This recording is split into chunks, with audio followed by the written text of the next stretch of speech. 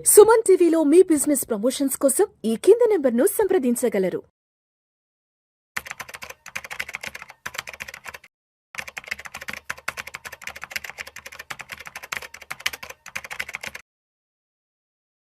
Sir Ramachandramurthy గారు నమస్తే sir. నమస్తే విష్ణు గారు.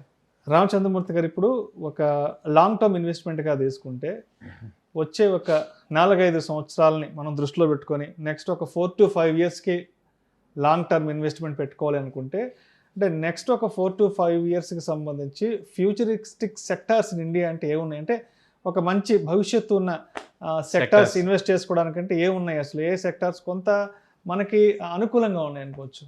డెఫినెట్గా అండి, ఇది మీకు ఒక మీరు అన్నట్టు ఎడ్యుకేషన్ పర్పస్ కింద తీసుకోండి. మేము ఒక ఇన్ఫర్మేషన్ లాగానే చెప్తున్నాం. ఫస్ట్ ఏంటంటే ఇప్పుడు గ్రీన్ హైడ్రోజన్ సెక్టర్ అనేది ఒకటి ఉంది. ఎందుకంటే ఇప్పుడు ఈ ఆయిల్తో అందరం ఇబ్బంది పడుతున్నాం కాబట్టి పెట్రోల్, దానికి ఆల్టర్నేట్గా బయోడీజిల్, ఇంకోటి గ్రీన్ ఎనర్జీనో వాటి మీద వర్క్ జరుగుతుంది. ఆ సెక్టార్స్లో చూసుకుంటే ఈ ఆయిల్ కంపెనీలే ఉన్నాయి.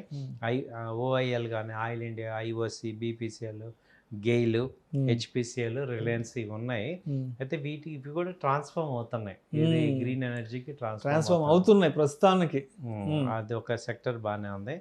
నెక్స్ట్ సెక్టర్ ఏంటంటే ఇన్ఫ్రాస్ట్రక్చర్. ప్రస్తుతానికి భారతదేశం 5 years నుంచి కూడా ఇది గ్రో ఉంది.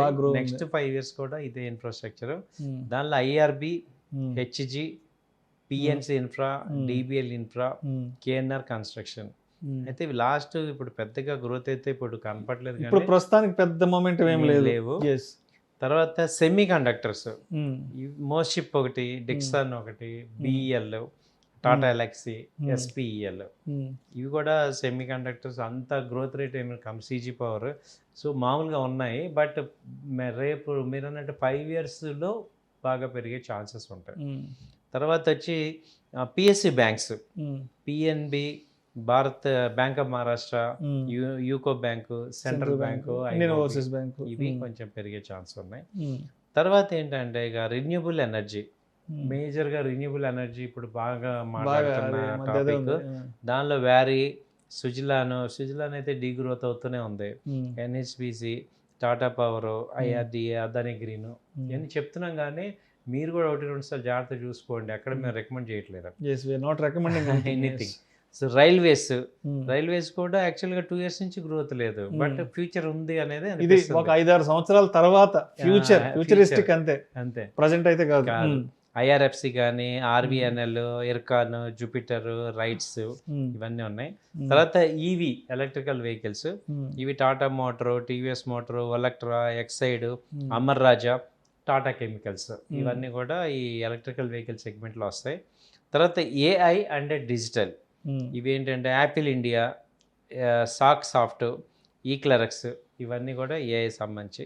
తర్వాత డిఫెన్స్లో హాల్, బిఈఎల్, కొచ్చిన్, జిఆర్ఈ, ఎంటార్ టెక్, ఇవన్నీ ఉన్నాయి. ప్యారస్, ఇవన్నీ డిఫెన్స్ సెక్టార్స్లో ఉన్నాయి. సో ఇదేంటంటే ఇవి మొత్తం ఒక 10 ఫ్యూచరిస్టిక్ సెక్టార్స్ మనం మాట్లాడుకున్నాం. అయితే మీరు ఏం చేయాలంటే సెక్టర్ అలికేషన్ అనేది చాలా ఇంపార్టెంట్. ఒక 20% అలా పెట్టుకోండి మీ సెక్టార్లో. సో పెట్టుకొని లాంగ్ టర్మ్ ఇన్వెస్ట్మెంట్ చేసుకుంటే వెల్త్ క్రియేట్ అవుతుంది. సో అలా చేసుకోవాలి. కానీ ఇప్పుడు ఒక రోజులోనే వస్తుంది, 4 రోజులు వచ్చేస్తుంది అది కాదు. సో అలా మీరు ఆలోచించుకుంటే ఇది మంచి. అంటే మీకు ఇప్పుడు ఒక ఆయన ఉన్నారు, ఇప్పుడు సుజలాన్ తీసుకున్నాము, అది ఎప్పటి నుంచో ఉంది, అది ఏమీ పెరగట్లేదు. అలాంటిది ఒక సెక్టర్లో అది ఉన్నా కానీ బట్ మీరు కూడా ఫండమెంటల్స్ చూసుకోవాలి. ఇక్కడ profit loss statements, balance sheets, trend చూసుకొని డెసిషన్ తీసుకుంటే బాగుంటుంది. మీకు ఒక గైడ్ లైన్గా ఇచ్చేస్తాం. ఎఫ్ఐస్ ఇన్వెస్ట్ చేశారంటే వాళ్ళు ఒక 4 నెలలకు 2 నెలలకు చేయరు, ఒక 1 year, 2 years, 3 years అలా ఇన్వెస్ట్ చేస్తారు. సో అంటే వాళ్ళు ఆ కంపెనీని బాగా బిలీవ్ చేస్తున్నట్టు, ఫండమెంటల్స్ అవి బాగున్నాయని. సో వాటిలో ఫస్ట్ ఏంటంటే శ్రీరామ్ ట్రాన్స్పోర్ట్లో వీళ్ళు 9.6% దాకా పెంచారు సార్.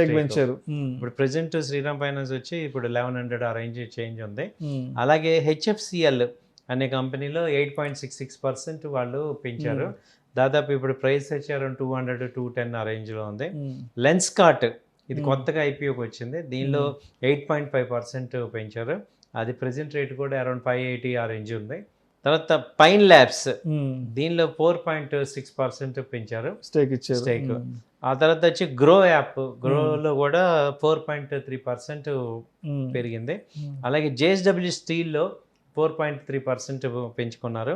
అలాగే ఎంసీఎక్స్లో 3.7% పెంచుకున్నారు. అలాగే వెల్స్పన్ కార్ప్ దీనిలో 3.38% పెరిగింది. అలాగే బెల్ రైస్ 3.23% పెరిగింది. అలాగే ఈ గ్రేట్ ఈస్టర్న్ షిప్పింగ్ దీనిలో వచ్చి 2.6% పెరిగింది.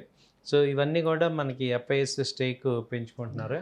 మీరు అబ్జర్వ్ చేస్తే ఈ Welspun Corp last 6 months continue పెరుగుతుంది. ఎంసీఎక్స్ కూడా కొంచెం పెరుగుతుంది. ఇవన్నీ కూడా మంచి కంపెనీ. శ్రీరామ్ ట్రాన్స్పోర్ట్ పెరుగుతుంది.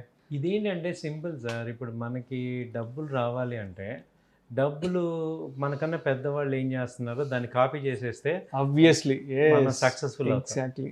మనం తెలియకుండా ఈ జిఎంఆర్ ఎయిర్పోర్ట్ను ఈ సుజలాని కొంటుంటాం, కానీ వీళ్ళు ఏంటంటే ఇవి కొంటున్నారు. సో అంటే ఏంటి, వీళ్ళు మీరు అన్నట్టు అన్ని లక్షలు ఎందుకు పెడుతున్నారు, అన్ని వేల కోట్లు ఎందుకు పెడుతున్నారు, వాళ్ళు రీసెర్చ్ చేస్తున్నారు. రీసెర్చ్ వాళ్ళ దగ్గర పెద్ద రీసెర్చ్ టీమ్ ఉంటుంది కదా, కూర్చొని ఆ కంపెనీలకు సంబంధించిన మంచి చెడులు అన్ని చూసుకొని ఫైనల్ గా ఒక లిస్ట్ రెడీ చేస్తున్నారు. సో మనం కూడా ఏంటంటే కాపీ పేస్ట్ లాగా మనం కూడా ఈ కంపెనీస్ ని లాంగ్ టర్మ్ పాయింట్ ఒక 5 ఏళ్ల పాయింట్లో వ్యూలో ఆలోచించుకునేటప్పుడు వీటిలో మనం కూడా కొంత అమౌంట్ ఇన్వెస్ట్ చేసుకుంటే ఆటోమేటిక్గా వాళ్ళతో పాటు ఉన్నట్టు. ఎందుకంటే ఇవి మీరు ప్రాఫిట్ లాస్ స్టేట్మెంట్ చూడండి, బ్యాలెన్స్ షీట్ చూడండి, ఇటు ప్రాఫిట్లో ఉంటాయి. అది ఫస్ట్ మంచి మాట చెప్పారు.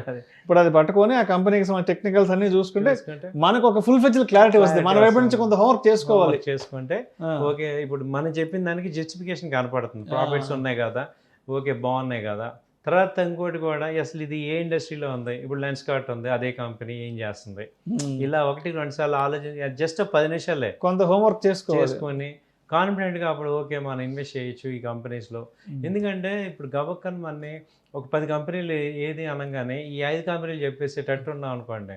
ఎందుకంటే వీటిల్లో మనకి బండ గుర్తు ఏంటంటే ఎఫ్ఐఎస్ ఇన్వెస్ట్ చేశారు అంటే మనకన్నా పెద్దవాళ్ళు ఇన్వెస్ట్ చేస్తున్నారు కాబట్టి మనం కూడా వాటిని ఇన్వెస్ట్ చేయడం వల్ల మనం కూడా కొంత బెనిఫిట్ అయితే పొందుతాం అనేది అర్థమవుతుంది. ప్రేక్షకుల విజ్ఞప్తి, ఈ వీడియోలో ప్రస్తావించబడిన అంశాలు కేవలం ప్రేక్షకులకు ఇన్ఫర్మేషన్ కొరకు, ఎడ్యుకేషన్ పర్పస్ కొరకు, నాలెడ్జ్ షేరింగ్ పర్పస్ కొరకు మాత్రమే వీటి గురించి ప్రస్తావించడం అనేది. ఇక్కడ ఎటువంటి కంపెనీలను రికమెండ్ చేయడం కానీ మా ఉద్దేశం అయితే ఎట్టి పరిస్థితులు కాదు. పెట్టుబడులు పెట్టే ముందు మీరు కూడా 1కి 10 సార్లు ఆలోచించి ఆ కంపెనీలకి సంబంధించిన టెక్నికల్స్ ఎలా ఉన్నాయి, ఫండమెంటల్స్ ఎలా ఉన్నాయి, పీ రేషియోస్ ఎలా ఉన్నాయి అని ఇవన్నీ కూడా మీరు కొంత గ్రౌండ్ వర్క్ చేసుకుని, హోంవర్క్ చేసుకుని, అండ్ అదేవిధంగా కూడా మీ యొక్క అడ్వైజర్ని సంప్రదించి మాత్రమే తుది నిర్ణయం తీసుకోగలరని మా మనవి.